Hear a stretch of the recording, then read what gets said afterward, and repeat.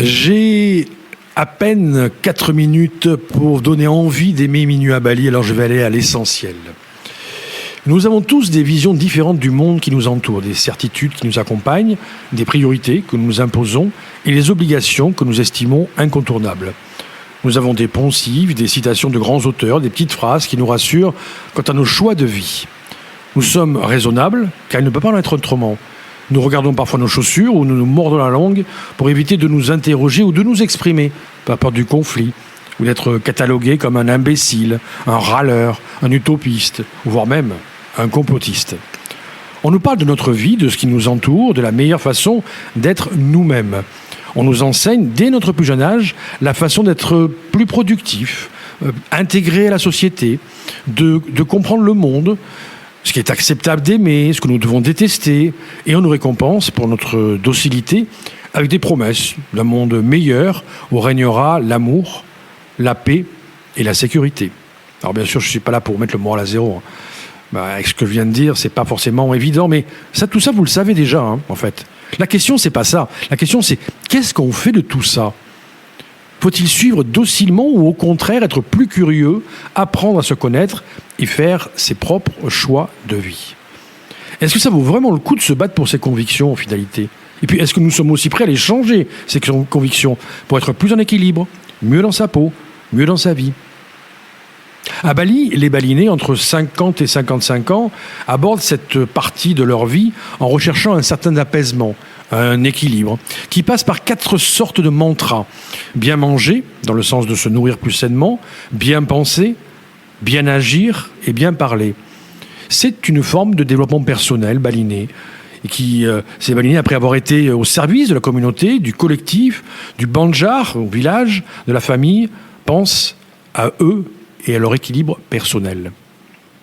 Au Japon, on utilise l'art du kintsugi, qui consiste normalement à réparer un objet en le sublimant, en lui donnant une nouvelle vie. Eh bien, on s'en sert pour se soigner, se réparer, se guérir des blessures de la vie à travers différentes étapes qui redonnent un sens à sa vie et lui offrent d'autres perspectives, d'autres possibilités de la vivre autrement, bien sûr.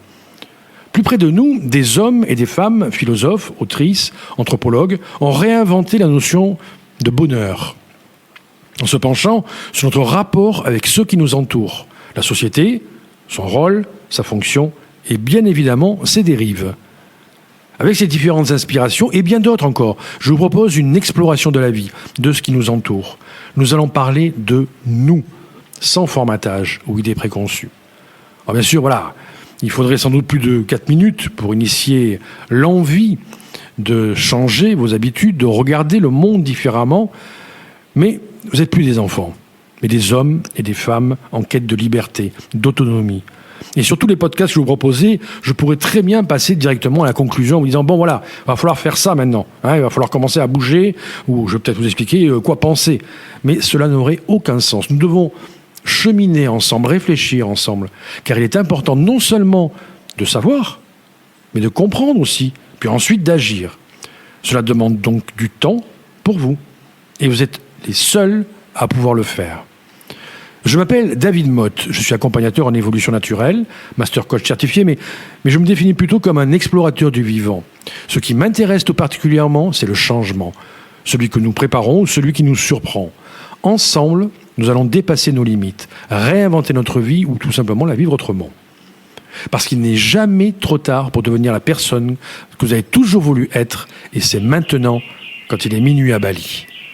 Ah, c'est tellement court, 4 minutes, que je crois même que j'ai dépassé. Si vous avez envie d'en savoir plus, eh bien, écoutez les 3 prochains épisodes. Je vais vous raconter l'histoire de ce podcast, installer le décor, me présenter de façon plus personnelle, tracer les premières lignes de notre relation, vous inviter à danser avec moi sur la musique de la vie. C'est beau ça, hein ? Bon, si vous aimez cette entrée en matière, ce premier rendez-vous, ce speed dating quelque part, alors laissez-moi un message, un mot, des étoiles, car l'esprit même de Minuit à Bali, c'est le partage. J'ai écrit ce podcast et c'est à vous de l'aimer ou pas. Mais dans tous les cas, restez inspirés et offrez-vous le droit d'être curieux.